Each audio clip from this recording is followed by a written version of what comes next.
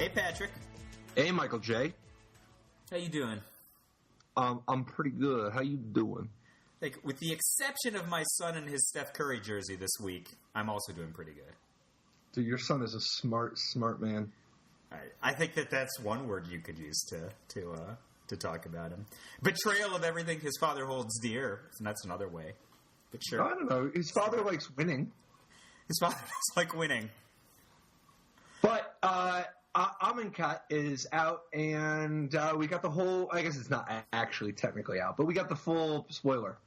So we got the goods, and I'm kind of loving that there is like a bunch of good stuff, and there's a little bit less, this is a really bad idea to exist. Like, there's like, this set looks promising for more fun of gameplay and some cool, dope stuff. All right, so let's start on all three of these notes at once. Winning could be a bad idea, dope stuff. Put it all together. Approach of the second sun for 6 and a W. That's a great description. It's a lot of checkboxes, right? So if Approach of the Second Sun was cast from your hand, right, they're making this pretty specific, and you've cast another spell named Approach of the Second Sun this game, you win the game. Otherwise, put Approach of the Second Sun into its owner's library 7th from the top, and you gain 7 life. Yeah. Is this even playable? Yeah. It's playable, right? Yeah, of course. I mean, it would depend on the context whether it turns out to be good or not, but of course, this is a potentially very powerful card.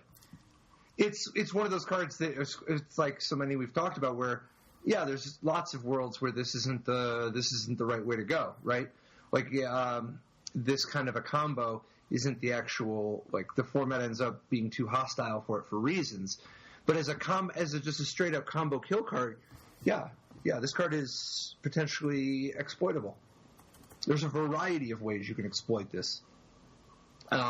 Obviously, at a baseline, if you just are talking about not doing any work at all, if you just spend 7 mana to gain 7 life, and then you wait 7 turns, that is not good.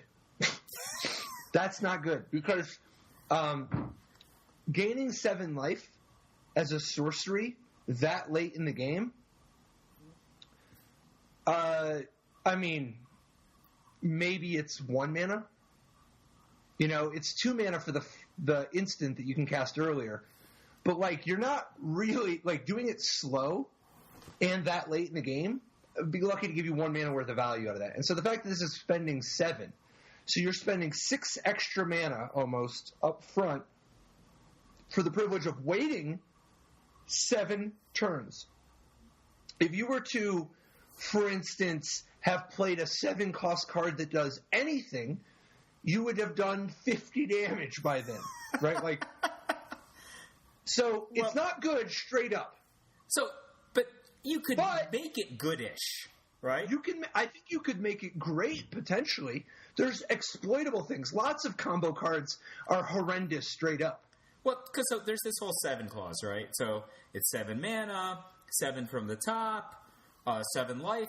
You know what's 1 less than 7 is 6, right? So if you cast this with an Aetherworks Marvel, right? Like, you cast this with an Aetherworks Marvel, you've fulfilled the condition of having cast it, you put it 7 from the top, then just use your Marvel again. You get 6 off the top. Right, that's not straight up. Activating Aetherworks Marvel twice is the epitome of not straight up. But it would put you in a position to get this off in the I win clause, right? And I mean, I guess if you've activated, is that better than Ulamog? Yeah, probably not. I don't think it's better than, like, just a Torrential Gearhulk and a Glimmer of Genius, probably.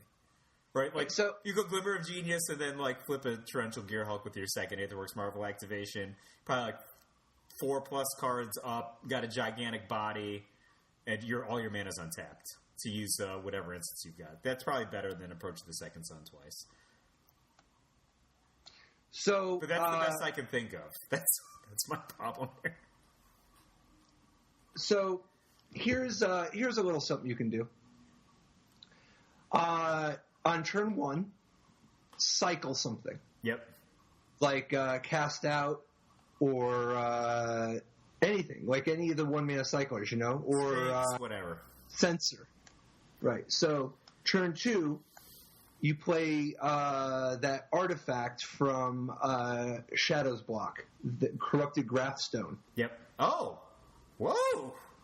Corrupted Grathstone has gotten much better. Big winner. Big winner. Now, it is a loser when it comes to the fact that there will be Manglehorns and, Dissenters, Deliverance, and all that. Yeah, but there's always been stuff like that. There hasn't always been workable Felwar Stones in Standard. But a turn 2 Corrupted Grathstone has a whole new meaning now. Oh, wow. Is it online? I don't even know. Does it come into play? It's untapped? No, it's tapped. Okay. So, turn 3, you play your Hedron Archive. Turn 4, you play your Approach to the Second Sun. Approach to the Second Sun is definitely the type of card that is nice to do early. Yep. And you don't really wait. Like, casting a 7-drop is definitely the harder of the two puzzles. The puzzle of waiting 6 turns, 7 turns. I mean, there's lots of ways to skip that, right? I mean, tons. You could just draw cards, right? Like cycle, scry, draw cards. I'm reasonably sure that have a second one in your hand. I think having a second one in your hand is going to happen reasonably often, but just one Glimmer of Genius is probably going to get you there in a world with all this cycling, right? Like Glimmer of Genius, cycle, you're already there. And so that's one path. Another option. Turn 1, play whatever. Right? Like a Thraben Inspector. I like it already. Turn 2, play whatever. Preferably a mana creature, though. I play any of the different dudes, like the Servant of the Conduit. Lieutenant. Is the Lieutenant playable there? Potentially. So if you just get 2 creatures in play, on turn 3 you can cast the green card that costs 2 and a green. God, let me get the actual name here. It's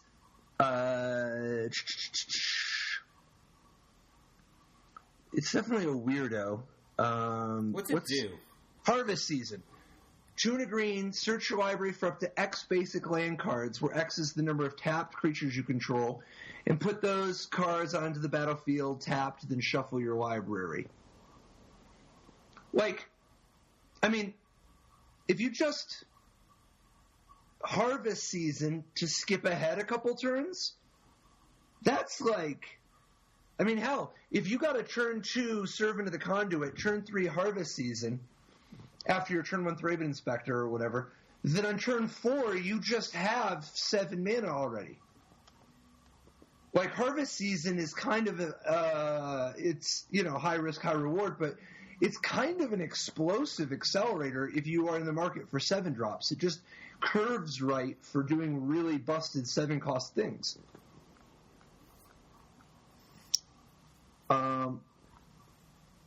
Doesn't sound like you're that into that one. So how about Approach of the Second Sun in a control deck, where you just hang out? Yeah. And then you eventually Approach of the Second Sun.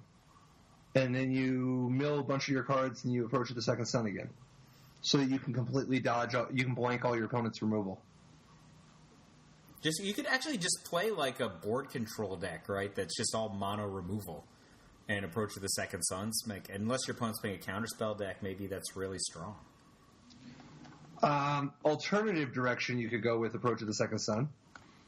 Inspiring Statuary. Oh. Ooh.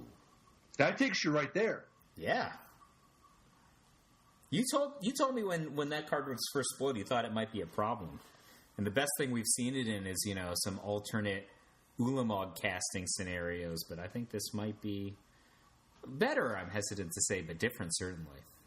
It's done some things in paradoxical outcome decks too, but I think with that one, it's like I said, during the spoiler season then, that it's just even if you get away with it, it's like Swans of Bryn Argol.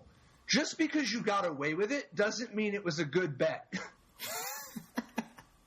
And, like, they did get away with Swans of Bryn Argol. It turned out okay. It turned out great. Doesn't mean that it was a smart bet. Well, all right, so... Anyway, the Approach of the Second Sun, I got a feeling this one's not going to be where it ends up being. No. No, I just think that stuff like Negate is going to be good, and there's going to be, like, little weird ways to be able to interact with this unexpectedly. It's also, this card is kind of a bummer that, like, even if you were to, like, copy it, you know, like, if you use that card that if you pay 2 and a blue, the red card that if you pay 2 and a blue, you can exile it from your graveyard to copy a spell. You can't even copy the Approach and have it work, even though the copy would resolve first. Yeah. When the copy resolves, you would gain 7 life, and then when the original one resolves, you didn't cast another spell named Approach of the Second Sun this game. Oh, you cast, like, the fork? That's how it works? You copied it. Yeah, you didn't even cast. It's weird. All right. Maybe. But anyway, what do you think of this? What are you going to do with this one? Approach of the Second Suns? Yeah. I think that the Marvel was the best idea I had. I just thought it would be an interesting kind of way to get the ball rolling and also just give us some context on the white spells. I think there's some real consistent ways you can play white with Amonkhet that's going to be awesome. I don't know how long it's been that I've been excited to play like white creatures in like in concert with each other and attacking people. But oh my goodness, do I think Always Watching is going to be? I think it was always, pretty good. It was a defining card when it came out. It was a great Wayne Weenie deck or 3 red-white decks. But man, these exert cards and Always Watching, something else. What do you think? Yeah, it'll be interesting. Always Watching is a card that it's really going to depend on the rest of the deck, the rest of the stuff going on there, but it looks great to me.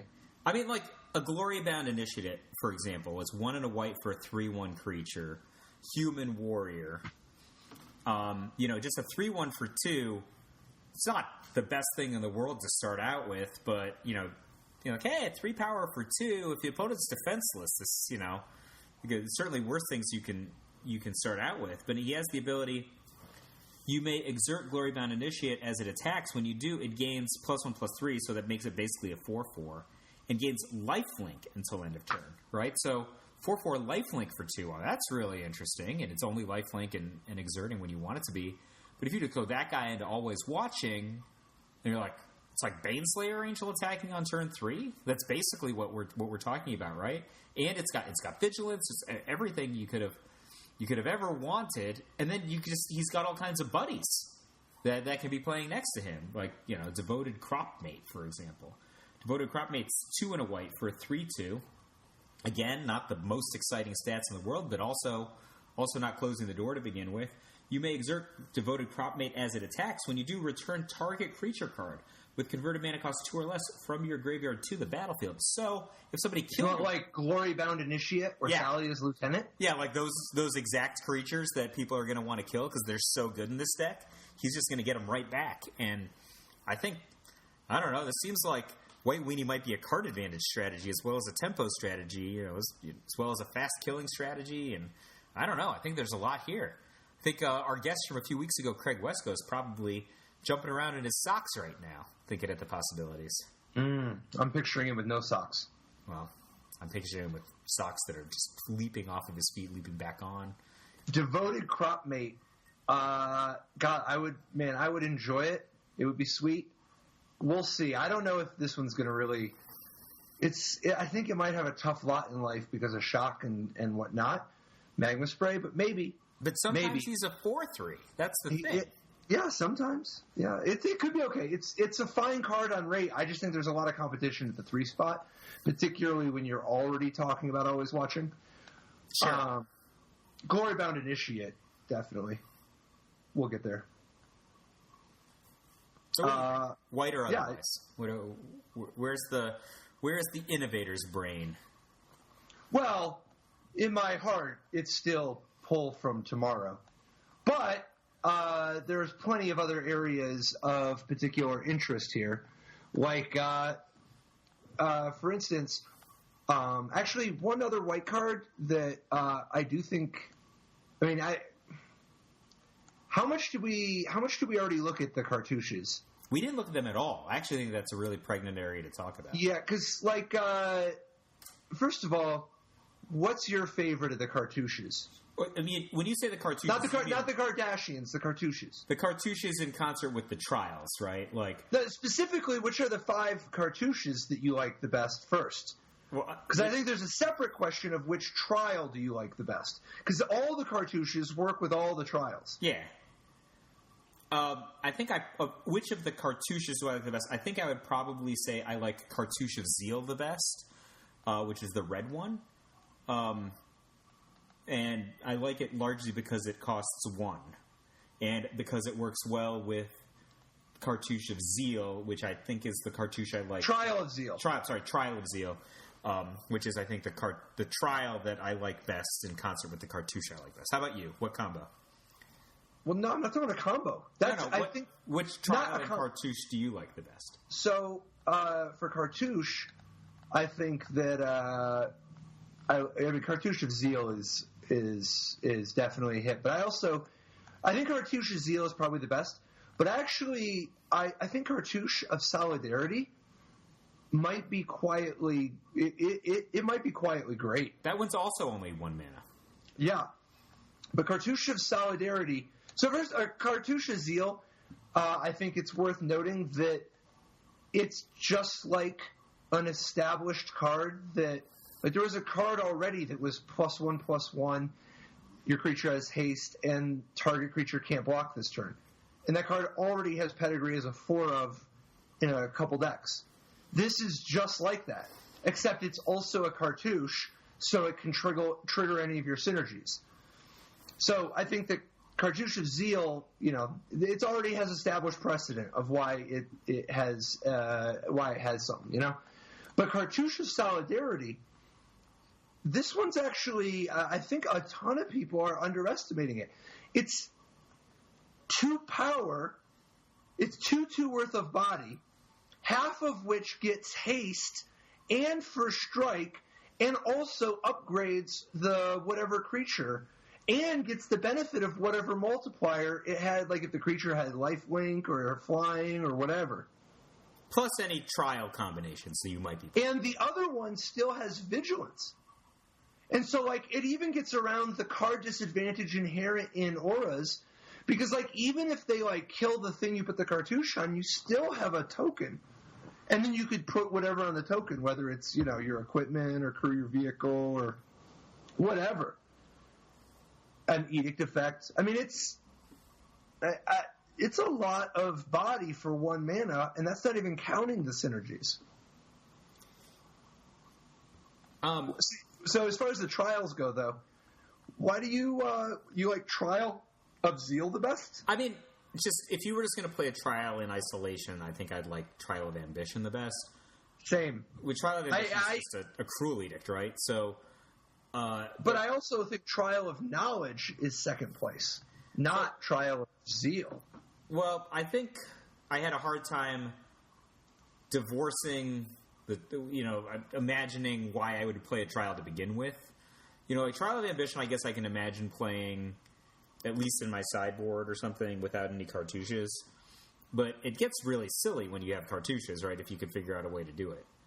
I think that's less true of the other trials, with the exception of Trial of Zeal. Like Trial of Zeal is, I don't know, maybe Knowledge is a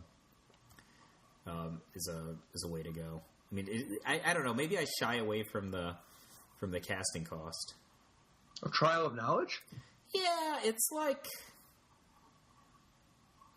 pretty expensive for this effect. You would play Sift sometimes. Not in Constructed. Definitely you would. Like Solar Flare? Oh, you know what? I think I might have played... Do you remember the Mock Invitational? I think it was in 2000. I think I played Sift in that tournament. Of course, Sift is a fine card. Now that you mention it. Trial of Knowledge is amazing. Like, if you just play Trial of Knowledge and then discard whatever it is you want Liliana to reanimate next turn, you're kind of doing it. And that's to say nothing of the fact that Trial of Knowledge can be blinked by your Felidar Guardian to great effect. And Trial of Knowledge, it's like you drew 3 and discarded a card, but then you also just have a Trial of Knowledge in play. So, like, if you ever play a Cartouche, you're drawing an extra card, and that card is another Sift with upside. Which is extremely powerful, right? So in many ways, Trial of Knowledge is, if your deck is set up for it, it's a draw 4, discard 1. And draw 4, discard 1 is not only very close to as good as draw 4, sometimes it's better. Oh, yeah. So you could certainly imagine it being better, especially if you're paying 4 for it. Like you said, you set up directly into Liliana. The thing I like so much about Trial of Ambition is that the nature of the trials is that they get replayed when you're doing the Cartouche stuff. So if you play Trial of Ambition and spend 2 mana to edict your opponent, when you play a Cartouche, you could just edict them again. Like, if you just play a 1-drop on turn 1, say you play your Soulscar Mage or whatever, right? On turn 2, you play Trial of Ambition and edict them. Hit them for 2. Next turn, play Trial of Zeal, bounce your Cartouche, play Cartouche of Zeal, bounce your Trial of Ambition, play the Trial of Ambition, kill their next creature, and then you're attacking for 6. And they're down. You've killed both of their creatures. I don't know. I think bouncing Trial of Ambition is like that's exciting.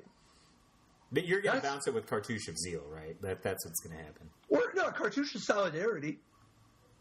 Dude, I would even bounce it with Cartouche of Knowledge. I think Cartouche of Knowledge might be a sleeper. Yeah, same.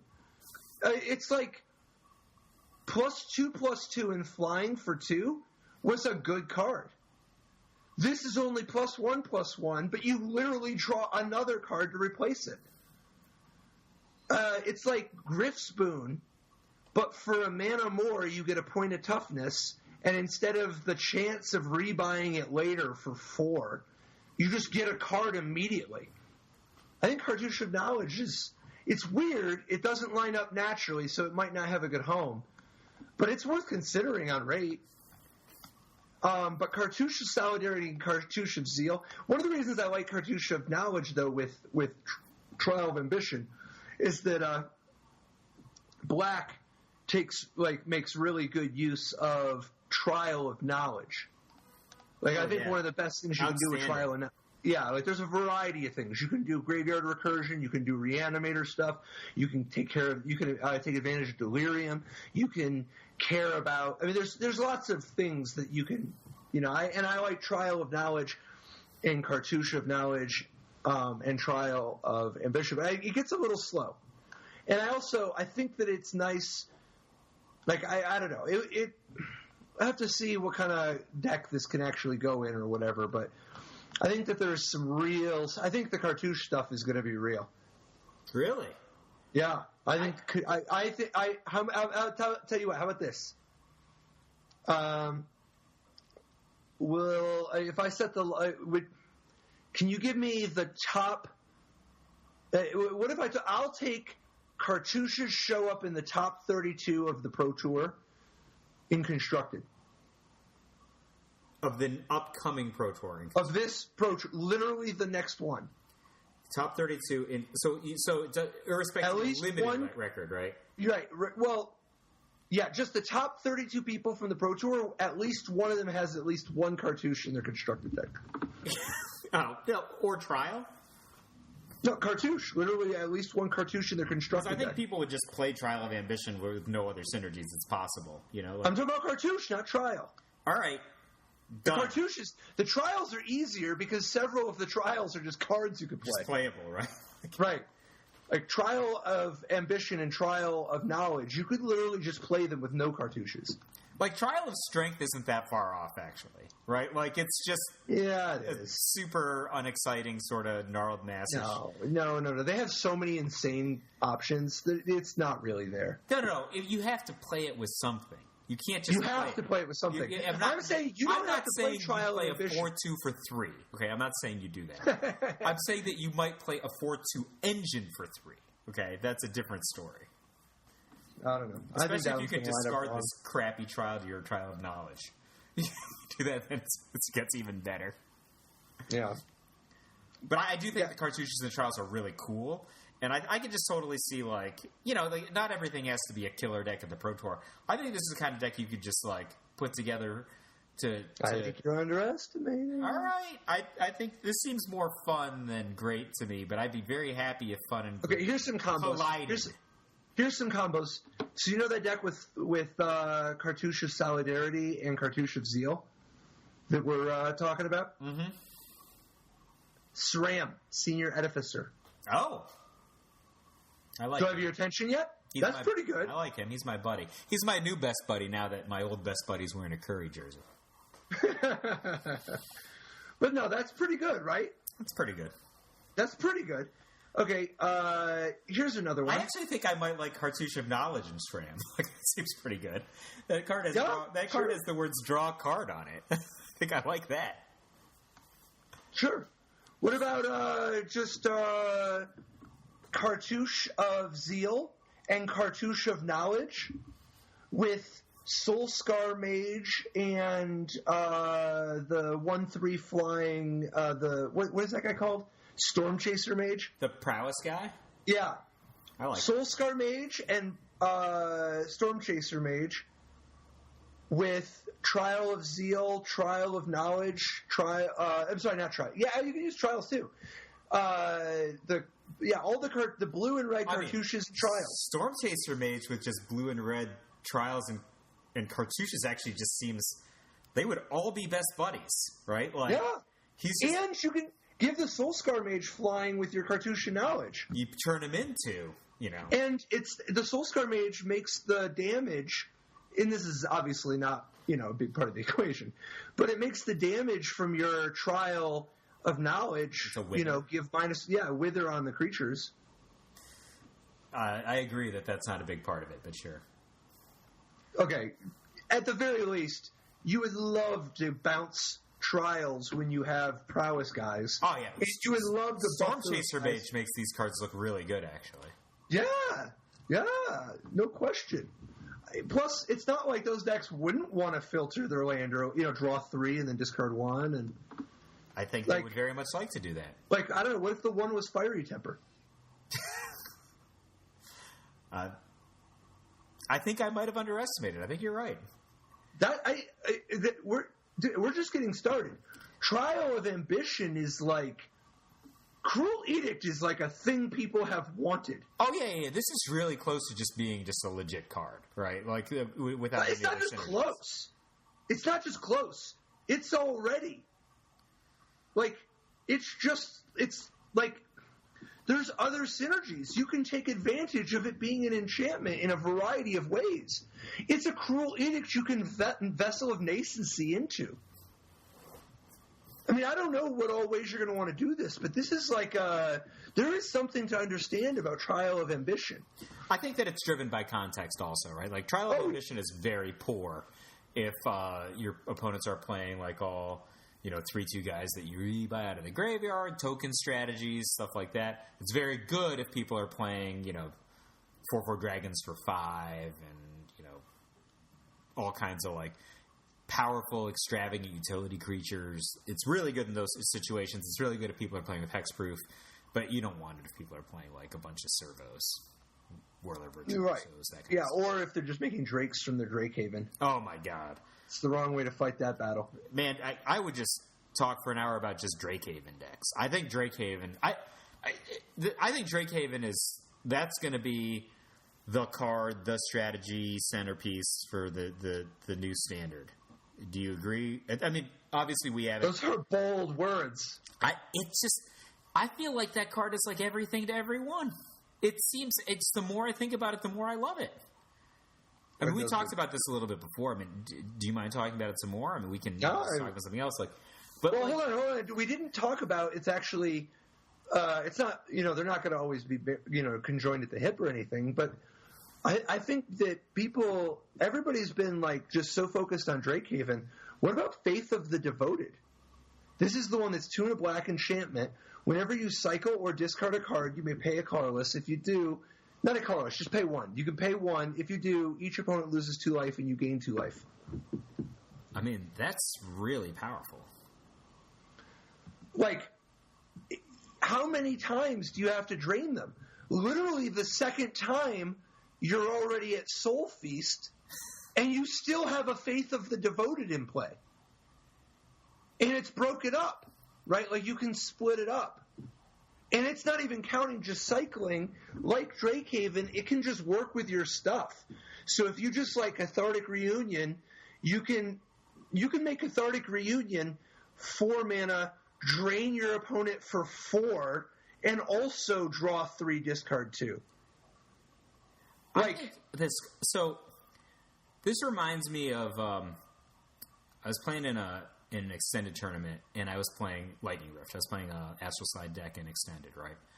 And my opponent was playing Isochron Scepter, and he puts Lightning Helix on the Isochron Scepter. I'm like, no problem. He can only use his once per turn, and I can cycle as many times as I buy his cyclers. I'm just going to beat him, right? I couldn't even keep pace, which was insane to me, right? Because he theoretically can only use his once per turn. I feel like if you just have a bunch of removal cards and a Faith the Devoted in play, there's a lot of the time you just can't lose, right? It seems incredibly difficult to race because it's chunks of 2 at a time. Think about how often your opponent just plays Chandra and then just nugs you for 2 a bunch of times. They're just nug you for 2, nug you for 2. They're not doing any of the other more extravagant things you can do with that Chandra. They just put you in a position where you lose with the 2 damage ability so often. And that's not draining you for 2. I don't know. You're right. This is a great card. And you get paid double. If you have Faith of Devoted and Drake Haven in play, you still have to spend the mana, but you get both effects. And if you ever get bottlenecked in mana, you can lean into whichever side you need. Yeah. I think it's interesting that Faith of the Devoted can keep you out of range of burn, and sometimes just dodges all their creature kill and can just kill people so fast. And that's to say nothing of combos like New Perspectives or whatever. I think that cards like this, I think Faith of the Devoted, even more than Drake Haven early on, might be just one of these great keep 'em honest cards. It's maybe the first or second big tournament in Standard where Amonkhet is legal. People are just either feeling out new decks or, they're showing up with even just slight modifications to their old deck, and they just don't have the ability. They can deal with creatures maybe, but they don't have the ability to deal with main deck enchantments very well. Drake Haven actually gives them targets, right? They're not attractive targets because the Drakes are all basically the product of card advantage. But if you're just going to just drain somebody with an enchantment for an entire tournament, they just might not have a way to interact with you, and Well, plus, full of creature removal. So let's say I got Faith of the Devoted and you got Drake Haven, right? Yeah. But then let's say you also just have Curator of Mysteries and I have Archfiend of Ifnir. How's that one going to work out for you? Well, I like me until your Archfiend comes online. Then I like you. Archfiend of Ifnir can just kill all the Drakes forever. He can. And he kills the other person really fast. And the problem is there's no way to get around. I mean, assuming we're just playing this schema of Drakes and Sphinxes and Faiths and Archfiends. If I don't deal with your Archfiend, I can never win with my Drakes, right? You just have to wait until you have 2 things to discard and you kill all my Drakes. And, I'm in a situation where I either commit to lots of Drakes or I don't. If I don't commit to lots of Drakes, you just run me over. Because if we're just cycling it at similar rate, you're just going to get me for 2 a turn. And then you're also expanding your own life total. And then, so if I have to commit to Drakes to, try to double block your Archfiend or something, then you just really get me. It's, that's tough. So maybe you play them all together. I think that might be a thing to do. Oh, yeah, but first of all, I'm very excited about that approach. But here's an interesting little combo. Faith of the Devoted with Haunted Dead. Faith of the Devoted with Haunted Dead. So Haunted Dead is a popular card from times past. Lets you just discard cards, right, to rebuy the Haunted Dead. That gives you an automatic outlet for Faith of the Devoted while you're actually generating token creatures, right? Right, like if you on turn 2 discard Haunted Dead to your whatever, any of the 2-cost enablers, or activate your Crypt. I mean, they went to the trouble of reprinting Tormenting Voice in this set. Like, right, there's a lot of things you could do here, right? But if you just turn 3 Faith of the Devoted, on turn 4 you can get your Haunted Dead back, and while you're discarding those 2 cards, pay 2, because it curves naturally. You just go turn 3 Faith of the Devoted, turn 4 bring back your Haunted Dead, drain your opponent for 4, and get a 2/2 and a 1/1 flyer, and you got more whatever graveyard stuff into the, more graveyard synergy stuff down. And if you have a sack outlet, you could just keep doing this. So it costs me 2 mana to rebuy the Haunted Dead, right?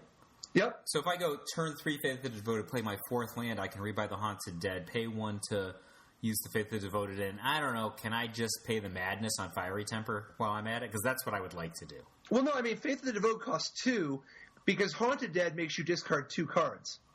Oh, I see. Got it. I want to drain them both ways. Oh, no, you're right. You're right. That's way better than mine. You're right. I forgot about the additional, which is actually even better. It is. Much rather not spend an additional resource, but instead just... You'll get a spot to Fiery Temper. I know. I've got... And there's Cathartic Reunion, too. Cathartic Reunion works with all these cards. I just got to put this out there. Of course they banned Smuggler's Copter. Well, they would have to ban it now. Right? Like, are you serious? You can't go like... I'm just gonna say Thraben Inspector because it's what I'm thinking of as a 1 casting cost card. But you can't have a situation where the curve is Thraben Inspector, Smuggler's Copter, Drake Haven, or Faith of the Devoted, or it's just that's not a real thing. You can't have that can't be a format. I mean, it wasn't a real thing in the first place. But it's. Can you imagine Smuggler's Copter and Drake Haven in Standard at the same time? No one would play. Like it's they have to have already been planning on banning it. I mean, it had to start off weirdos. Banned. I mean, there's no situation in my mind where Smuggler's Copter and Drake Haven could be legal in the same format. I mean, it's hard to imagine putting Smuggler's Copter out the door in the first place. But whatever. Look at all these cards. If they just whatever. Cycling, and like, all right, I'm sure that makes Smuggler's Copter seem much more reasonable. All right, so here's one for you. In the vein of all this Faith of the Devoted type of stuff, what do you think of the blue-black one, the 2-drop? Shadowstorm Vizier, which is blue-black for a 1/3 flyer. Whenever you cycle or discard a card, Shadowstorm Vizier gets +1/+1 until end of turn. I like him. First of all, just a 1/3 for 2... It might sound silly to say this, but there's like a 1/3 for 2 is not that bad in some contexts. Like, I remember I played Omen Speaker, which has like a weak scry ability, just as a blocker. But then you add flying, and then you add this other condition. He actually goes from this card that like, oh, okay, I can imagine a situation where I would just absorb 2 1s, which is like a reasonable thing that you could do in some contexts, to like, this is actually a... You could just be, your black blue deck could just be slamming someone for 5, right? Like, that's just completely reasonable, let alone if you have multiple copies of a card like this in play, right? Like, you could have, like, multiple Shadowstorm Viziers or other cards that have similar discard / cycling conditions, and then this doesn't require you to pay any additional resources, right? You just, like, you're doing it, and then you just get them. You probably wouldn't play it with the Noose Constrictor, but... You could, right? And that's theoretical. You could. I don't know that you would. You could. They're on. I'm not sure that you won't either, because there's a few weird things. Like, so Noose Constrictor and Shadowstorm Vizier each have some subtly useful elements compared to other ones like them. First, Noose Constrictor is so much better than other cards that let you discard cards at will. Most of the good 2-cost outlets require either activation of mana, or once a turn, or you have to tap it, or whatever, right? Like, Noose Constrictor is just immediate. You can do it immediately, as much as you want, no mana, and it's even giving you something profitable in the meantime. You're basically turning every card, like if you have both of those in play at the same time, you have every card in your hand, irrespective of other synergies, like it could be a Draenor Temple or a Fire Temper, right? You're turning them all into basically +2/+2, right? Across two bodies. Well, I mean, if you just go turn 1 Soulscar Mage, turn 2 Noose Constrictor, turn 3 Insult is 20. Insult to injury is 2. Well, the insult side, the one we care about in this context, is 2 in a red, sorcery. Damage can't be prevented this turn. If a source you control would deal damage this turn, it deals double that damage instead. Right, like... Oh, so it gives both of them basically double... Like, I'm going to say double strike, but you... Right, like, if you just... I'm sorry, not Soulscar Mage. I misspoke. It's not Soulscar Mage. It's the other one. The other red 1/2 that pumps the Flameblade Adept. Sorry. Yep. You play turn 1 Flameblade Adept, turn 2 Noose Constrictor, like, then you discard 4 cards. Your Noose Constrictor is 6. Your Flameblade is 5. That's 11. I mean, even if you... And then insult to injury. I guess... If you only have 3, then it's only 18. And on the previous turn, you did 1 from the Flameblade Adept, so maybe you end up with only 19 if you're on the play. How about Shadow of the Grave? Does that help you? So that's 1 and a B for an instant. That one works too. You can do. Then you don't have to play a third land. Yeah. Return to your hand all cards in your graveyard that you cycled or discarded this turn. So I think that actually gets you there, right? So. Yeah, that one's actually... Yeah, I think if you do that one, it's actually 20 exactly. It's 1 from the Flameblade and then 19 on the next hit. Your second land has to be whatever the black-green inspiring it. What's the name of it? Blossoming... No, it doesn't have to. There's a couple ways you could do it, right? Like, if your first land is Game Trail... Okay. First land could be Game Trail, second land could be Swamp then, right? So... Right. Or I guess you could just use Aether Hub or something, you know. I don't know that it helps you. But, I mean, the point is you don't want to play a third land, right? So you want to go like... Correct. You got to not play... 1 drop, and then turn 2 in for 1 puts them at 19. Turn 2 Noose Constrictor, draw a card. So you have 5 cards in hand? 6 cards in hand when you draw? Well, if you're on the play... Yeah, I think you need to not play a third land if you want to do it on the play. And then so you can go discard 5, that's +10. Shadow from the Grave, +10 again. That's it. Pretty sick. Do you think that's... I guess if you have, like, multiple different ways to Shadow from the Grave and multiple different ways to benefit from kind of the discard thing, could this actually be a deck? I mean, it's cool to talk about having a third turn kill in Standard, but it's different to say, oh, this is actually a way that we could... Well, there's a ton of ways you can do it on turn 4. It a little bit reminds me of the Pummeler, the electrostatic Pummeler stuff. Oh, yeah. That was a real deck. Because there's enough redundancy, right? Yeah. So there's tons of redundancy. I think the bottleneck is going to be mana. Because you really need your land to be untapped, and I just don't think you have enough of the right untapped duels to have that consistent of mana. But it really is going to end up depending on how much interaction other people are playing fast. If people do stuff like tapping out to play a Drake Haven on 3, kill them. To death. All the way dead. Like, I love it because, you know... I think the strategy could fall apart against Fatal Push them. Yeah, well, I mean, yeah. All in on a 2-drop? That's asking for it. What do you think about Shadowstorm Vizier? I mean, it just gives you redundancy. And it's also... it's really powerful, right? Like, so 1/3 for 2 is better than a 2/2 for 2 a lot of the time. And then he also has flying. So, you know, he's a good defender. Like, he can absorb like a 2/3 and not die, even if you're not doing anything, within that turn in terms of. Dude, Street Wraith is finally going to get banned in Modern. You think? Dude, there's going to be some sick thing you can do with like cycling Street Race to pump all these guys that care about that kind of stuff. And also in Modern, just the ability to like draw 7 and discard 7. Oh, there's gonna be some weird like fast kill deck like Infect style or something. I personally like it when there's these decks that are powerful and interesting.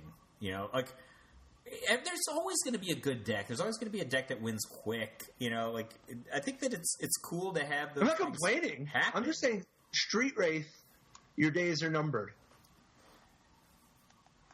Do you have any thoughts about any of the other Hold on. Actually, yeah, so hold on. The Vizier, though, I wanted to mention a couple things on that guy. But first, on the Soulscar Mage, Bedlam Reveler, I think is an interesting way to discard a ton of cards. Right? Like, I thought you'd be interested in that. I love that guy. Yeah, Soulscar Mage, not Soulscar, I keep mixing them up. Flameblade Adept. Flameblade Adept with, can you imagine, your deck could just have Bedlam Revelers and Collective Defiances? I mean, Collective Defiance is just an obvious way to get some of these things online, right? Like, and if you wanted to, you could even play Fateful Showdown if you were just, like, shoving on this plan. Well, the thing that I like about it, though, is, like, Collective, like, it's just a good card. It does other things, you know? Like, that's it gets blockers out of the way. It nugs your opponent for the last few points if you need it. Oh, by the way, it also enables this powerful strategy that maybe is only your plan C. I don't know. Maybe it's your plan A. But the fact that the card does 3 things pretty reasonably well and isn't too expensive unless you want it to be, it's a nice combination of features that have made it, you know, effective in the past. And just even more so now. Like, we like the best thing you could do before was like discard a Drownyard Temple in your green-red deck. Right? Now we've got some powerful engines to be dumping our juice into. Now, you don't get the bonus from Noose Constrictor, but Olivia's Dragoon is another 2-cost enabler that doesn't have any mana cost, doesn't get tapped, isn't limit 1 per turn. You can just Olivia's Dragoon and discard all your cards to make it fly as often as you like. I don't know if that's good enough, but so another one you may be interested in, what's it called? Now I'm drawing a blank. The 4/3 from this set. It only lets you discard 1, but it's a 4/3 for 2. It's what is he called? It's in this set. It's like I don't know. You know what I'm talking about. 1 in a red, 4/3 Blood Rage Brawler. That's what it is. When Blood Rage Brawler enters the battlefield, discard a card. If you play enough of this stuff, like, I mean, maybe, like, for instance, Blood Rage Brawler might just be a sick card anyway, right? Well, like, Pale Rider was not that far off, and this guy's got an extra stat in a color with Fiery Temper. And it's also cute. If your hand is empty, you just profit. You just get the free roll. He's just insane, right? If unopposed. I don't know if he's... I think it's contextually driven. If there's a lot of fatal pushes and incendiary flows in the format, I think he's, like, pretty unexciting. I think if there's a lot of Drake Havens and, I don't know, Gideon type action, I think he's probably going to kill some magicians. How do you feel about Nahiri's Wrath for discarding your cards? Oh, I feel well. I like it. That's kind of cute, right? Nahiri's Wrath has always been the kind of card that that I want to see something get out of it. Insolent Neonate. Yeah, I never liked that guy. I don't care how many modern decks he wins in. He's not my friend. There's a thing about having because the Flameblade Adept has Menace also. It's kind of interesting, you know, both of them having Menace, like what the implications might be. Yeah, I think but this sounds like more of a fair deck with explosive capabilities, and I think if you're in that zone, I think you do kind of like. Obviously, you're trading cards for other types of resources, in particular damage. But I think that you can't just be completely heedless of card economy. right? Like, because there are going to be games where you mulligan. There's going to be games where your opponent has a good defense early. If all your peels make you discard a card, then I think you're not going to like your situation very much. All right. What about the Key to the City? That seems awesome. Because that's already good, right? And then, like, just adding all these extra... I guess if you just have multiple guys in play, like your keys just pumping them all, I kind of love that, actually. It's just kind of like a mini crusade. And it's not like you're not doing other stuff with the key. No, it's good. Right, like, I mean, that's... All right, what about that stuff, all those different, like, Stitchwing guys? You know? Like Stitchwing Scab? Well, he's probably just great with, like, Shadowsworn Vizier, right? Because they're color friends. And they're, like, flying friends. Right. Like, you could potentially do something there, right? Like... Yeah. So, anyway, I'm excited about this. The only other point I wanted to mention about the Vizier specifically, the Shadowstorm Vizier, if you're playing a New Perspectives deck, Shadowstorm Vizier is kind of interesting in that if you actually are like if you're like hard on like cycling so that you can like just burst off, if you just have a Shadowstorm Vizier in play when you drop New Perspectives, you could just kill your opponent. Oh, yeah. Because sure. it has evasion already, and it gets to pump for free, whereas like Drake Haven and the black one, the enchantment, they both cost mana. Faith of the Devoted and Drake Haven both cost mana. If you just drop New Perspectives, you might just 20 your opponent with Shadowstorm Vizier immediately. You have like this inherent velocity, right? So you just draw 3 cards, many of which might have cycling themselves. But then like you're just feeding cycling into cycling because that's just what New Perspectives does, right? Like because of how your deck is built. Yeah, I mean, I don't know. Maybe. Well, so there's other things you can do because while you're cycling, if you're cycling with New Perspectives, each time you have a Kefnet, what is it called? The Sheffet monitor. You're getting the lizard. You're getting ahead on mana and cards, and every time you hit a Vizier of Tumbling Sands, you get ahead on mana. And that's to say nothing of possibilities where you're doing stuff like enchanting your land with something. I mean, there's just this insane situation. This will never happen, right? But you could actually just go tap out for New Perspectives. You're tapped out. Cycle Stuff and Monitor, put an island into play. Cycle Stuff and Monitor, put a swamp into play. Play Shadowstorm Vizier. Cycle Stuff and Monitor, put a mountain into play. Cartouche it, kill your opponent. Well, see, I think that would be like so baller. Yeah, but it's also possible that you'd want the Unholy Prophet or Prophetic Ravings. Prophetic Ravings is that old weird enchantment that's like red. The enchanted creature can tap to discard a card and then draw a card, and then it also gives the creature haste. If you're doing all these synergies with things that trigger off of stuff being discarded, you might want that. You know? I mean, maybe you want the Cartouches. I was just thinking the Cartouches. It was just on the brain, you know? We've been talking about it earlier. Oh, yeah. That's like actually a feasible thing. I mean, I just don't think it will probably happen, but... I actually have just a question about a card. I think this card is about 1 toughness off. I'm just wondering what you think. Weaver of Currents. 1 green and a blue for a 2/2 Naga Druid. So its stats are not crazy for 3 mana at all. It's in Grey Ogre range, but its ability is really strong. Tap for 2 colorless. Anything? The fact that it's colorless is of interest. Like you can play Reality Smasher off of this guy.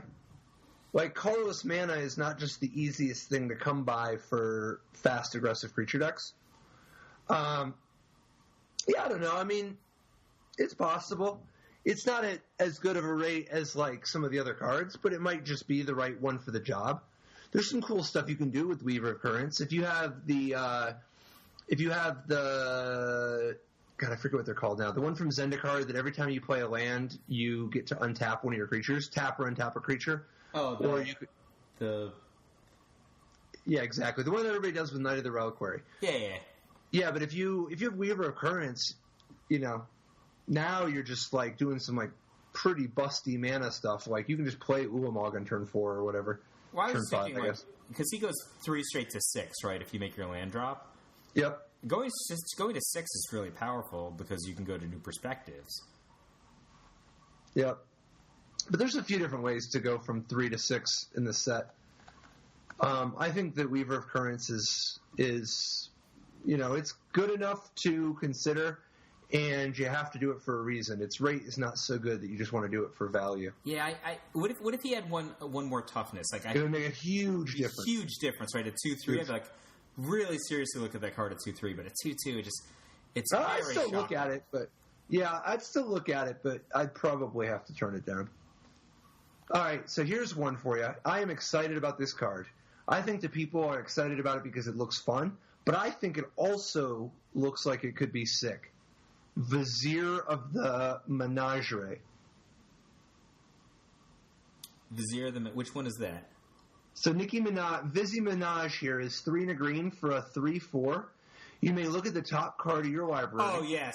You may cast the top card of your library if it's a creature card, and you may spend mana as though it were mana of any type to cast creature spells. This card is not fun at all. I think it's just superior to Oracle of Moldiah. I mean, it's different, right? But it's so powerful. You're saying this card doesn't look fun to you? I mean, if you're going to put it on the fun, good... Courser of Kruphix was unbelievably fun. I'm just Doesn't saying, mean it wasn't sick. This card is not a fun card to me. This card is a killer. It's a ruthless magic card. Like, it's so powerful. It's card advantage. It's additional. You just play it, right? Just like, think about this.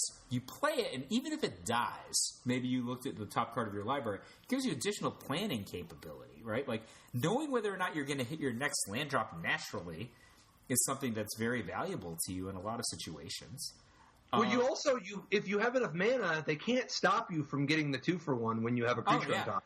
Like if you can just you play it, and then once it's in play, your opponent doesn't get a response window until you do something, and you can just play the creature off the top of your deck. I mean, you could even do one of those things where you're like, 4 mana. It's turn 5. You're like 4 mana Vizier of Currents. Look at the top card of my library. Play a land out of my hand. Cast a 1-drop. Like there's no response window there, right? Because you don't use the stack to play a land. One of the things that makes Vizier so good is the creatures don't get blocked the same way they do with like Courser of Kruphix, where you can only play 1 land a turn with Courser, and so you get stuck frequently where you're like, okay, I play a land off the top, and there's still a land on top. I guess I'm drawing that next turn. The Vizier, you can just keep playing cards. You can keep playing creatures as long as you got mana. Like, you are frequently going to be able to just keep going. Yeah, I think that this card gives you a lot of incentives that are different than in I would say typical decks. Not that you could just put this blank and say, oh, this is what a deck looks like. But just play a disproportionate number of creatures, play a disproportionate number of mana generating creatures, because of the ability to look at cards. If it's a creature, it's card advantage. If it's not, you're regular, right? So play more creatures, just stuff like that. Well, plus there's also little things like if you have Scry, you can set it up and you can like rearrange in the middle of the turn to keep going.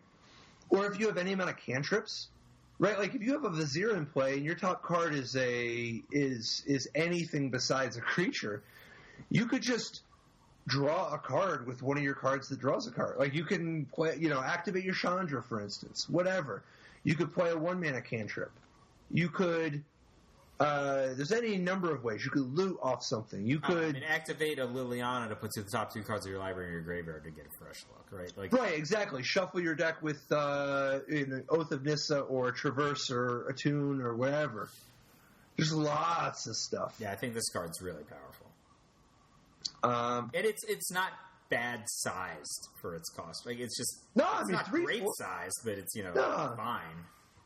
No, it absorbs a 3/2 just fine. Yeah. So, what do you think about the Sherpa Pard? Which one is the Sherpa? It's probably the Sherpa Pard, the 4/3 uncounterable guy. Yep. I was higher on him before. I thought about it some more. I'm less high on him. Obviously, he's 4/3 for 3, so he's kind of outsized for his cost. He's got a bunch of abilities that are really powerful theoretically, but the problem is he misses the note. Like I think Patrick Sullivan put it best on Twitter. Like you can't counter him, right? But the decks that he's theoretically good against have cards like Rogue Refiner or Harness Lightning, so he's not profiting you anything.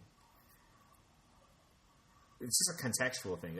Yet, in another context, he's an abeyance, right? So you could cast him and then just to make sure you get something else through. I think but that's like maybe a multi-step sort of thing where you're casting him on turn 10 or something. What do you think? Yeah, I mean, you have to really be in the market for like a 4 power for 3 creature.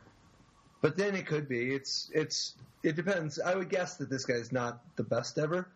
But like, there's a few worlds I could imagine. Like, for instance, here's a deck for you, right? Like, play with like 3 or 4. Play a bunch of negates and essence scatters and censors and disallows and your removal for your mono blue draw go deck. You've got commit to memory, and you've got the flood one. What is it? The bounce everything back to their hand because your lands are all islands. Yep. You even can splash a second color if it's black or white without any of your land being non-island because you can just play 4 lands. Yeah. And, 4 Prairie Stream and 4 irrigated farmland. But then you can just play mono blue, and then win with Torrential Gearhulks. Now, this mono blue deck is going to not want to play against the Serpent Pard, but what are you going to do? You can bounce the Serpent Pard. You can also commit to memory it. It's just that it's going to be very disruptive to your game plan, at the very least, if you're playing with that many counterspells. I like that deck that you just described. I would like to subscribe to your podcast that describes how to make it. Okay, so one of the biggest problems I see with Prowling Serpent Pard is it's competing with stuff like Ronus the Indomitable. This is a card that I really thought we should talk about.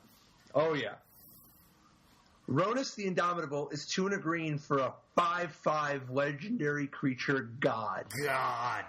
It has Death Touch, indestructible. It can't attack or block unless you control another creature with power 4 or greater. But conveniently, its ability is 2 and a green. Another target creature gets +2/+0 and trample until end of turn. So tell me about Ronus. I like him. My only question is, do you play 4?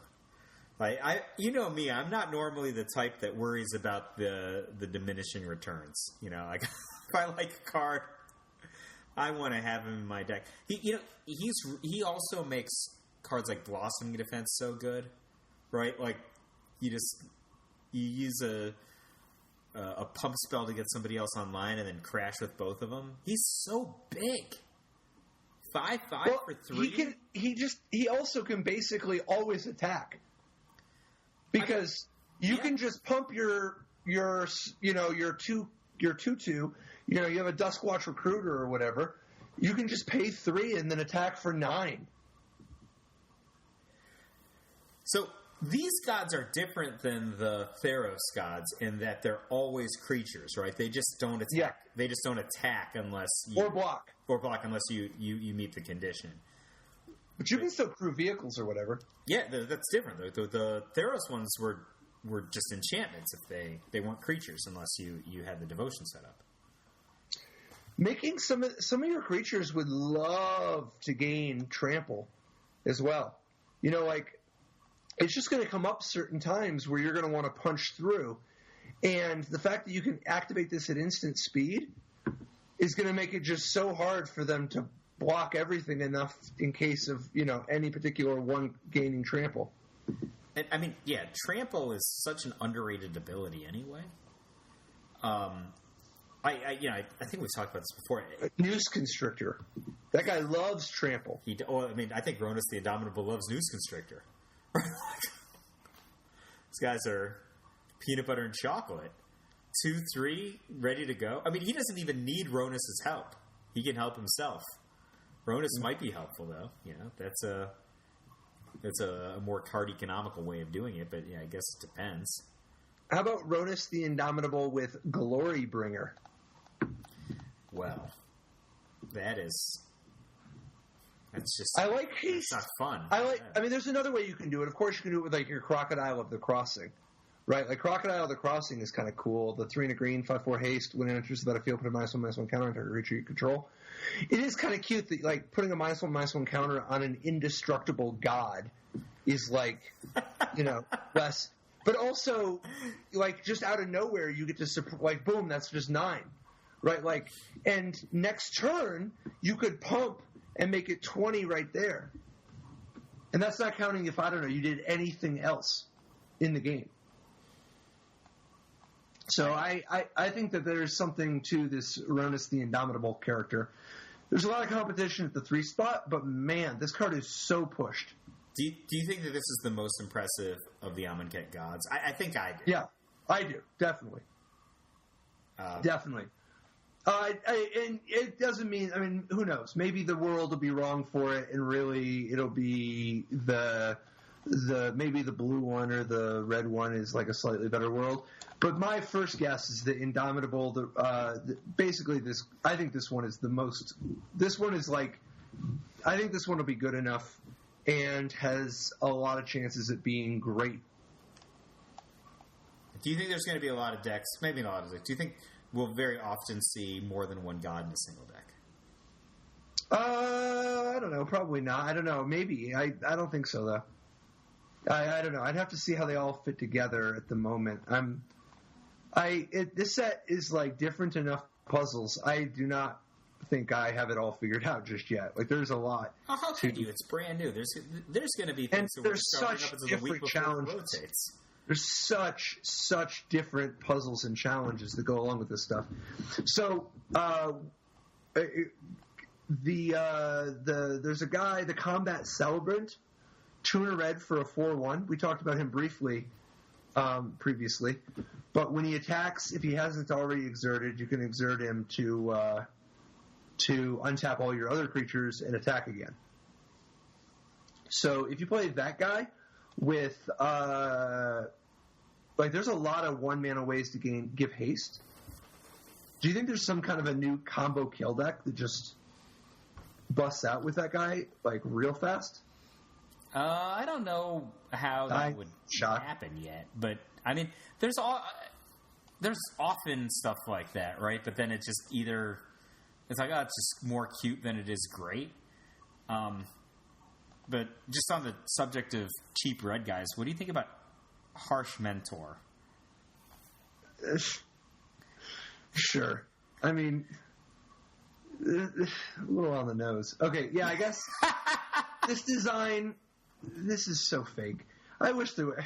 Whenever an opponent activates an ability of an artifact, creature, or land on the battlefield, if it isn't a mana ability, Harsh Mentor deals 2 damage to that player. Yeah, okay, yeah, I guess it hoses this weird rulesy set of some things. And it's so weird that it has to say on the battlefield so that it doesn't stop Embalm or cycling. Yeah. But... Yeah, it's good against fetch lands in Modern. It's good against activated abilities of various combos of sorts, right? Like everything from a clue to anything, right? Not mana abilities. It doesn't work on mana abilities. It doesn't. It does work on Dynavolt Towers. It does work on Planeswalkers. It doesn't even work on Planeswalkers either. It doesn't work on Planeswalkers? Oh! No, just artifacts, creatures, or land. I thought it worked on Planeswalkers. I mean, I guess I assumed, but wrong. Dynavolt Tower, I think, is not really a fair thing to list under Harsh Mentor's strengths. What, because the Dynavolt Tower will just kill him to death? Right. First shot. Right out the gate. I like Harsh Mentor. You think he's fake? No, it's just a weird design. It's fine. Yeah, power level wise, there'll be spots for him. He's just like all those other hate bears. He'll have a spot. It's just some weird stuff to call out. Different small creature. The Hapatra Vizier of Poisons. Black-green for a 2/2. When Hapatra Vizier of Poisons deals combat damage to a player, you may put a -1/-1 counter on target creature. And we talked about this one briefly a couple weeks ago, but now that we have the whole set, when you put one or more -1/-1 counters on a creature, create a 1/1 green snake creature token with Death Touch. So what do you think of this one now that we got everything to work with? I love it. So just to begin with, it's a May ability, right? So you don't have to use it.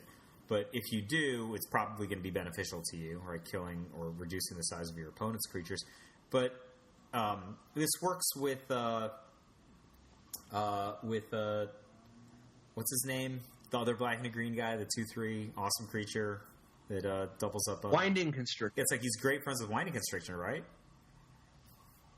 Like if you just make Vizier of Poisons unblockable in some way, whether it's flying or anything else, or if you just tap your opponent's creatures, if you do anything to get stuff out of the way, this guy just starts locking them down really fast, right?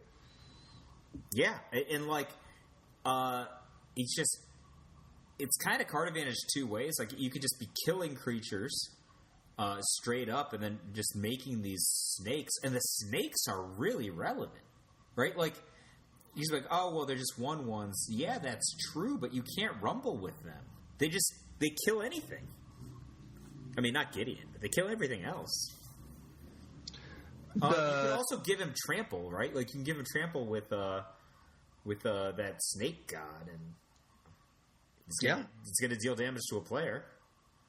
Yeah. I do think it's weird that he doesn't have Death Touch. Like, I feel There's a lot weird about this design. Like, I feel like this card should have Death Touch given everything else, but, you know, that probably would have been too good. I guess if it had Death Touch, it would always hit you, right? They can't really do that. I mean, this guy also would be the centerpiece of some new deck involving those Crocodile the Crossing and Channeler Initiate and possibly even Exemplar of Strength.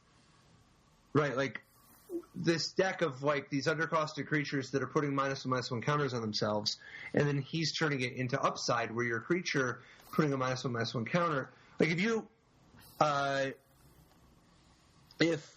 you play Crocodile of the Crossing or whatever, if you play each one of those you play, you're also shrinking your opponent's stuff and getting Death Touch snakes, right?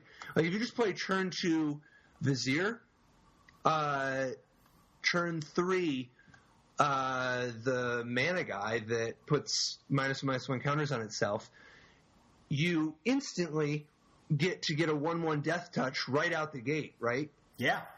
And any amount of -1/-1 synergies you have will both work with this guy and so many of those cards. You know, like for instance, the black enchantment that we talked about, 2 and a black, whenever you put -1/-1 counters on stuff, put that many 1/1 scarabs into play. The nest of scarabs, yeah. Yeah. So I don't know. I think that will definitely be a deck. Will it be a great deck? I don't know. But it's certainly got, like, Crocodile of the Crossing, it's not hard to imagine that being a good card, right? 5/4 haste for 4 is, you know, potentially a thing. Now if you change its text to 5/4 haste, put a 1/1 Death Touch into play for 4 with it, in addition to it, like you're doing something already. And if you're playing in a context where all your cards kind of work together in this way, I think they're really, really kind of the sum is greater than the individual parts. All right. What about and this is actually one of my picks for one of the strong, it's weird. I want to understand better why they would just think this is a good idea. But commit to memory. Like, isn't commit to memory just like totally a messed up card? So why don't you walk through it and then we'll. So commit to memory is 3 and a blue for an instant, and it's one of the aftermath ones, so it'll have a second side. But it's 3 and a blue for an instant. Put a spell or non-land permanent into its owner's library second from the top. And then it has Aftermath of 4 blue. So you can play it out of your graveyard as a 4 blue sorcery that's Time Twister. So to begin with, put the spell or non-land permanent into its owner's library. That's like very Venser-ish, right? No! Venser puts it in their hand. Well, yeah, but it doesn't counter it, but it can also affect things on the ground, right? Why doesn't it counter it? No, it counters it, but it Vensers it, right? Like, no, but it doesn't counter it. No, but Venser, it's back in their hand. They can just replay it. Yes. But it functionally counters it, but it doesn't counter it. So. Well, yeah, it does counter uncounterable spells. Yes. But it's also, like, 2 turns from now, who the hell cares? So, commit by itself is highly flexible because you can counter uncounterable spells, but also... No, but you can counter counterable spells. But you can also... And you can counter every permanent in play. You can counter permanents. That's what I'm saying. Like, it's when I say it's very Venserish, I mean it's a very, very flexible answer. And... You're right. But instead of a 2/2, your opponent doesn't get the card in their hand. And then you also have memory. You just have a Time Twister available to you. You could just totally do this yourself also, right? So, if you wanted to. Yeah, I don't think that'll come up that often. But yeah, you can. It's an option in the toolbox. You can do some creative plays. But you can also mill your opponent, right? Like, you can commit something and then mill them with cards sometimes. But you can also just Time Twister before they ever get a chance to draw their busted card. And it's not like I think people give Time Twister a bad rap. This isn't just a Time Twister. This is a free cantrip Time Twister. Like, it's a Time Twister you didn't have to pay for because you're already in the market for this Cryptic Command on the front side. I think Cryptic Command is a bit of an overstatement for commit. Cryptic Command gets rid of any permanent you want. And Cryptic Command can stop any spell you want. You're right. Commit is easier to cast. You can just go turn 2 barrel, turn 3 commit. Or you can just wait and turn 3 play barrel and protect it with negate. Or Essence Scatter or Censor, whatever you want. Dude, why would they make this card like this? I wasn't nearly as excited as you when I saw that card, but I Torrential Gearhulk, man. Yeah, you can play with commit in your Torrential Gearhulk deck so that you just have these counter spells that can counter whatever you want, get rid of whatever permanent sneaks through. Doesn't matter. Your blue-red deck, did you used to have problems with Planeswalkers or Fatties or enchantments? No more. Did you used to have, your blue-black deck couldn't get rid of a Drake Haven? Nah, there's a commit for that. Your blue-white deck? Oh, were you really lamenting? And then they have cast out anyway. But you can do whatever you want with this thing, dude. Yeah, you can have more than 4 cast outs. That's okay. This, commit is I don't know. Somebody should have been committed. This is weird. Right. Isn't this card... I don't know. I just think this card is insane. It reminds me of another card in this set, actually. So, I'm looking for... I don't remember its name. What's the Final Fortune called? Yes. Yes. It costs... So, Glorious End is 2 and a red for an instant. End the turn. At the beginning of your next end step, you lose the game. So, this card is, redonkulous, I think. I think this is... It's so powerful, right? it's one more than Final Fortune. Final Fortune was RR, which is harder to cast, one less, but you're not casting it on turn 2 typically anyway, so no big deal. But, like, Glorious End is a counterspell, right? So that's why I think it's stupid. Like, you wait for your opponent to take their big turn. They commit all their mana to try to win. You Glorious End, counterspell their thing. Like, so their Torrential Gearhulk or their Ulamog or whatever is just always going to be on the stack forever, right? Like, it counters even the triggers then, right? Like, Ulamog, put the triggers on the stack. Hold up, Glorious End. The triggers never resolve, friend. Neither does the Ulamog, right? Now you take your turn and get them. Here's the really dumb thing. Can you not lose the game under certain conditions? Like, is Glorious End and Gideon to the Trials like best friends? It's a combo. Like this seems real powerful to me. I got another. This might be the most powerful card in the set, and that's saying something. Here's another one for you. Glorious End with a second Glorious End. Yeah. You can circumvent your own end step by casting another Glorious End. To get on turn 3, you can just attack with your turn 1 Toolcraft Exemplar, turn 2 play Scrappy Scrounger, attack for 3. Turn 3 Glorious End after you attack for 6. Yep. And then on your next turn, like Glorious End on the stack or whatever, Glorious End. Yeah, like you probably don't want a Glorious End on your own turn 3, but wait till they do something busted. Yeah, you counterspell them. And then you, on your turn, attack, and on your turn 4, you're Glorious Ending again so that you don't lose, and then you can just, try to keep it going. I mean, I could just imagine an aggro deck that had multiple Gideons and Glorious Ends in the main deck. Because both of those cards are great in some context. But together, you're, unbeatable. And so here's one, but they're really hard to beat. So, what about Disallow? Oh, to counter the Glorious End's trigger? Yeah. Oh, I hadn't thought about that. That's a thing. I just can't get over Glorious End and Gideon. Gideon looks so good. But, you could just cast all the Glorious Ends you want. The opponent cannot possibly win if you, counterspell a big spell with Glorious End and have a Gideon in play, right? It's just too much damage. Red-white... Time Stop is, was playable at 6. Yeah, this one costs... It's the thing... It's in a color that makes better use of this. If people are snoozing on this, I think it's only because they didn't realize it was a counterspell. That's the thing. It's a fog. It's also everything. Fog. It's. I mean, let's say you wanted to play Glorious End with Gideon in a defensive deck, right? It's a great fog then.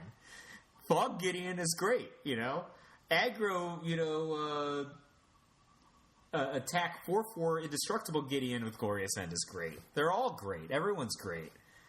I think this is the game-changing card in the set, personally. It's good in established archetypes, right? There's so many times where you're so close and the opponent's just one big spell from stabilizing. You just stop their big spell and get another attack step. That's it. It's enough. What do you think? It's gonna. I could imagine this being one of the most broken cards, but I could also imagine it not ending up going that way. We'll see. I want to see how it plays. I think this card's potential is crazy. It's crazy good, but it's going to be really contextual. I mean, Final Fortune is powerful in powered formats sometimes, and then depending on the format, it goes from wildly powerful to unplayable pretty quickly. It just depends on if you have the right stuff for it. Well, my first Pro Tour, and your first Pro Tour, right? Dallas, you top 8'd with the slide deck. You did not play Final Fortune, right? I did not play Final Fortune, that's correct. Me, Worth Walpert, and Chris Pakula all played more or less the same deck. Chris played no Final Fortunes and made top 4. Worth and I played one Final Fortune. I think I consulted for mine once, and it was good. But I didn't make day 2. I think Worth was top 16. Chris, when you just necro for 17 and Final Fortune, so good. I never did that. I think I wasn't advanced enough in my Necropotence usage yet to have done something like that, but I can imagine wanting to do that now. You know, Adrian Sullivan, when he made that Panda Knot Necropotence combo deck, he had Final Fortune to consult for. Because you could just set up the kill, Final Fortune, and then execute on it. I think that'd be pretty cool. Maybe Glorious End's going to be great in like wider formats, just as a playable time walk. I could see that. I could totally imagine a combo deck wanting to use this. I think standard aggro decks is where my mind went first, but you can't play too many. They don't do anything unless you have the initiative. Well, I mean, I don't know. The second one like holds off the first one from killing you. Yes, that does that. What about Angel's Grace with Glorious End? Oh, that would work. If only there was a deck that wanted to play Angel's Grace, that'd be kind of interesting. If only there was a deck that might want to steal a turn or counter a spell that also had Angel's Grace. Or Trick Bind, any of that stuff. I don't know. It's kind of interesting. Kind of interesting stuff, man. Got one more in you, or you want to hear one more? I'll take one more. One more. You want it to be? I got two in mind. Do you want the powerful one, or do you want the techie one? And we'll save the other one for next week. I'll go with the techie one. All right. It's a little unusual, but or I guess unusual to want to bust out here.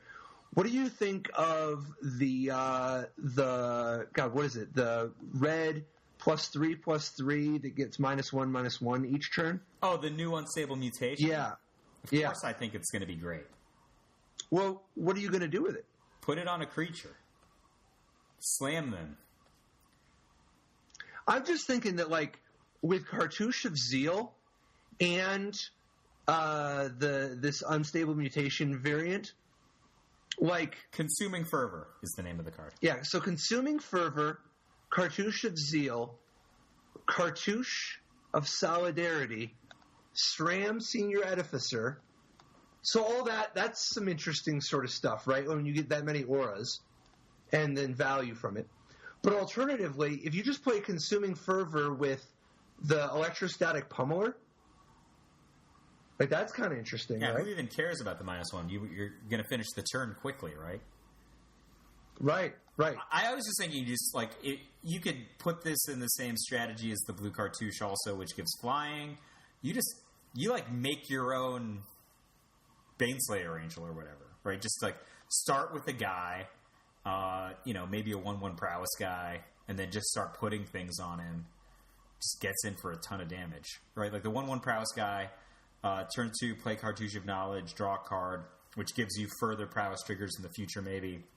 He's already going to be 3 power that turn, right? He's 1/1, gets +1/+1 from Cartouche of Knowledge, and an additional +1/+1 from his power trigger, gets in for 3, untap, stack some prowess. Like +3/+3 at a time is huge, and it's it has a +2/+2 remainder. The next turn, it was already +4/+4 for 1 mana if the guy has prowess.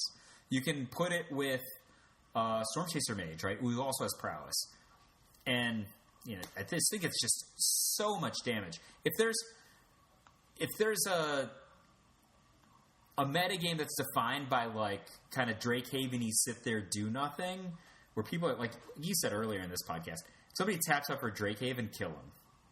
Like they deserve it. Yep. And I think I actually. What about the Fury Wolf, the Scourge Wolf? I mean, double strike, because it's a lot easier to get Delirium when you can like cycle all these cards, and you've got like enchantments, and you've got cycling lands even. I mean, double strike loves unstable mutation. Yeah, that's like +6/+6 for 1. I guess it's if you just go +6/+3 for 1. If you just have like a double striker in play, like the Scourge Wolf in play with Delirium on turn 4, if you give it unstable mutation and then insult to injury, that's 20. Right, so, like that's already 20. I think. And then alternatively, There's also Onward, which also just costs 3 mana. If you Onward to Victory your Scourge Wolf for just 3 mana, you're doubling it anyway. Like, there's like some kind of infect deck going on here. I thought like Onward might be sweet with Pummeler, right? Like they're kind of they kind of feed on each other. Yep. Yeah, I think there's some cool stuff there. And one of my favorite cards in the set, I want to save for next week, but there's one that we'll have to revisit this moment. All right. We'll commit it to memory. You like that one? That one is for you. I got it. Okay. Thanks, Luis.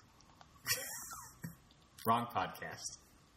Maybe it's just, a memory you committed from the office earlier today. Anyway. No, I meant the pun. Oh, I know what you meant. No, because it's like Luis makes puns and is well known for it. Yeah. And in this case, referencing you as Luis, it was implying... Okay. I got it. I walked home today, came in the door, and my son was wearing a Steph Curry jersey. That's my day. That's great. But I still heart Top Level Podcast and you. I love spending this time with you and with all of our listeners. Thanks for tuning in. You can check us out elsewhere in the intranet. We are Top Level Podcast on Twitter, Facebook, our own website, toplevelpodcast.com, Instagram, and, of course, Patreon. So if you want to help support the podcast, it's patreon.com/toplevelpodcast or link on our website. This week, I'd just like to shout out to Scott Kablacha. Thank you, Scott. Helping us out on Patreon. We are very happy to bring this to you, and we will continue to do so. Absolutely. See you guys next week. Cool. Bye, Patrick. Bye, Michael.